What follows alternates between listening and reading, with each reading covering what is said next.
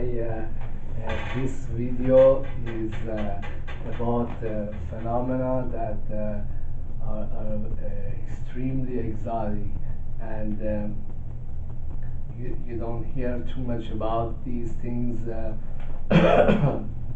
Well, if you read the New Testament or early Islamic period, you see that one of the attraction to the new religions and different gurus is the fact that they could perform feats that the other people would just would be hard pressed to duplicate. Like Jesus has been reported to have levitated or healed the dead back to life, or heal whole groups of people who were sick and they were following him, or in the Islamic history, here Imam Jafar Sadiq bring dead animal back to life, or had the gift of healing, but or gift of prophecy, or other healing or exceptional gifts. So I want to talk about exotic phenomena that I kind of see that that's in the realm of possibility, even though it's your intellectual mind just doesn't want to go with that. But one thing that the Sufi master said, that the worlds are like they encompass each other. For example, in the Sufi mythology, the worlds are like a Russian nested doll.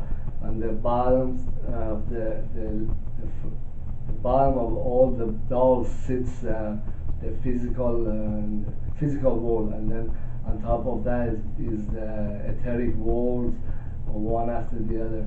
So what the Sufi master is saying, that if somebody is in this higher realm, then they can influence what goes on in the physical world, and this is a basis for levitation and other feats that. So actually, the Sufis are saying that the consciousness can impact or influence the physical world, and make it do what you want it to do. I have tough times believing some of this stuff, but there is a. Okay, let me just recount one or two that I have experienced.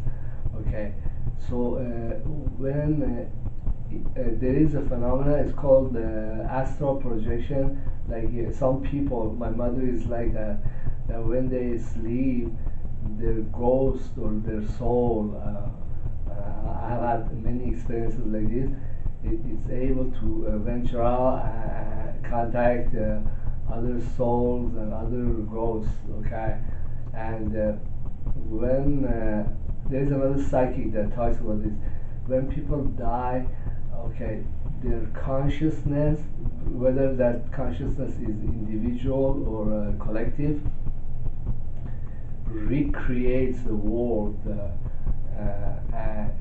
They are etheric worlds, many houses and all kinds of stuff, and then they live in this construction, in this etheric world.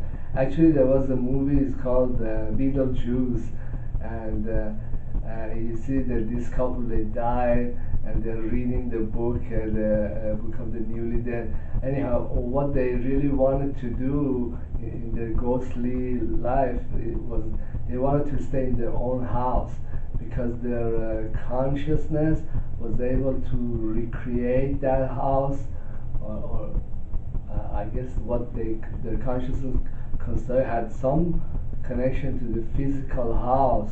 That's why some people think the houses are haunted. Uh, so this this allowed them to remain in a reality that they were comfortable with. This stuff is so strange. I mean, I'm kind of pressed to push the bounds of believability, and also the rational mind. But it is true. If a psychic like me have this experience of many different forms, there is some truth, or there is a lot of truth to it. So basically, they try to stay in this reality that they construct because they need that connection to the real world that they knew. Okay, so I had these dreams, all right, and I worked in Laguna Beach with many artists. Well, I was working there as a taxi driver, but I come into contact. Okay, so I had this dream that, and this was a very recurring dream. It was I've had at least 5 or 10 of these dreams. Okay, I would see myself in this dream, and I would say this is an astral projection.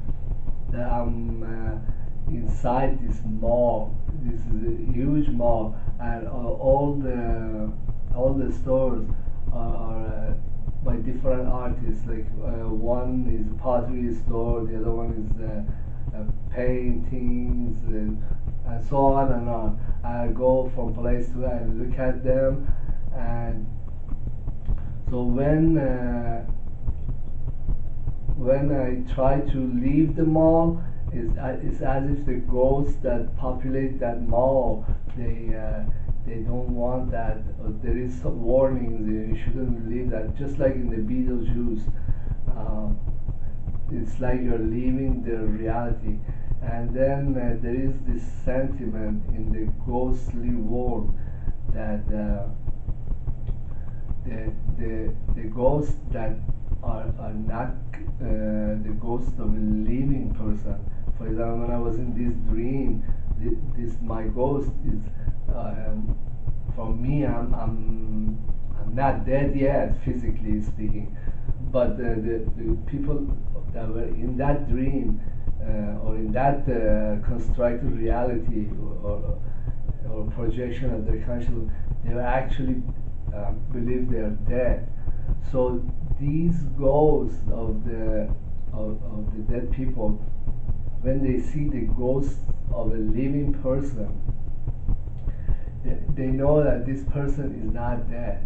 And it's like you are in high school, and the high school kids, they make fun of kids that are in the junior high school, as if as if I'm like a kid that walked into grown-ups conversation.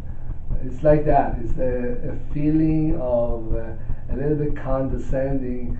It's like, hey, how the hell did you get here?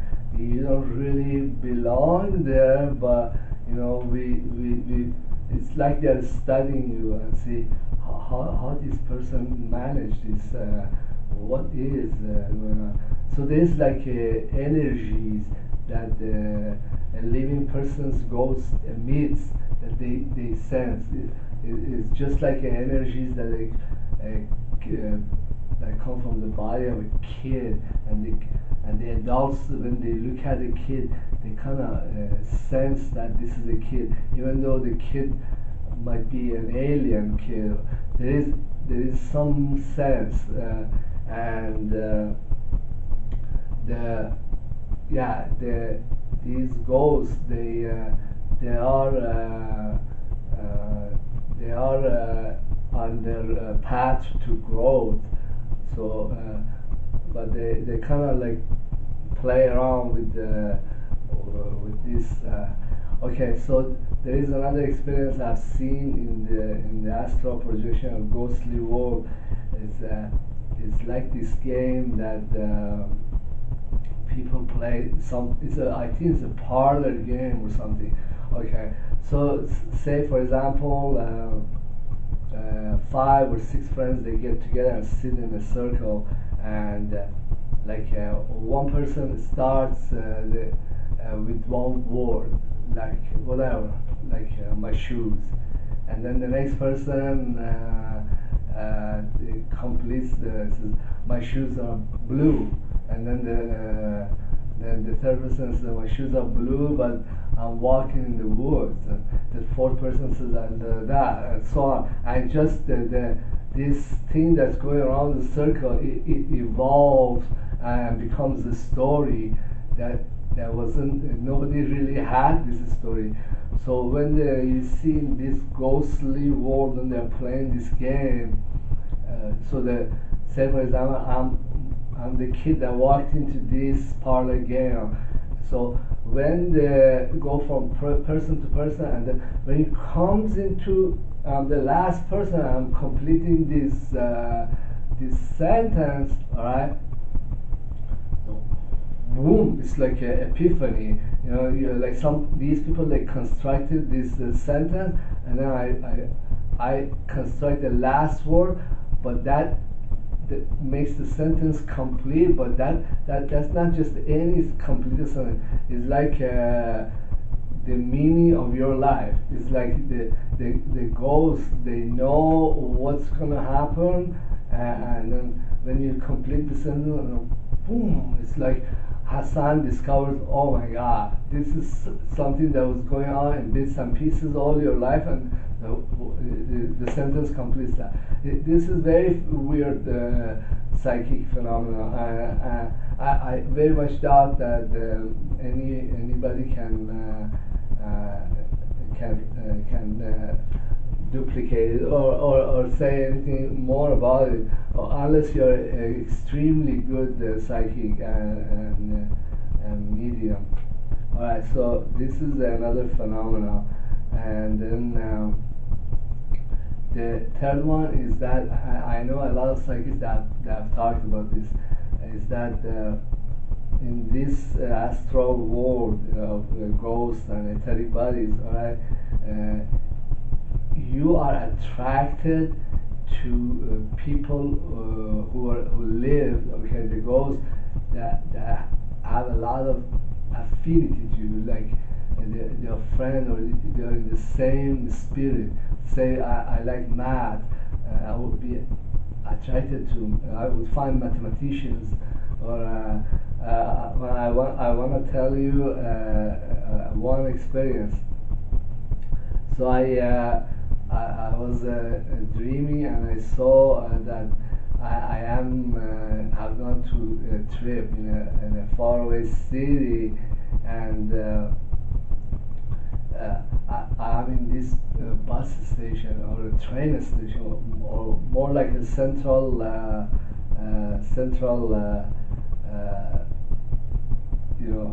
New York Central Station. Anyhow, and I was looking everywhere that hey, I need to get back to my own hometown, and I lived in New Hampshire, like in Nashua or Durham. Anyhow, so in this dream, I saw myself that I'm trying to find the bus that's a cheap price to go back over there to Nashua, even though I don't live there. But there is some energy or connection there. So what happened? I met a guy and another guy, and this one, he was a shuttle driver, and he was hanging around the central bus station. The other one was a taxi driver like me. I drove taxi, we were chatting. I was telling them, hey, I need to get back to my town, and one of them asked me, how did you get here?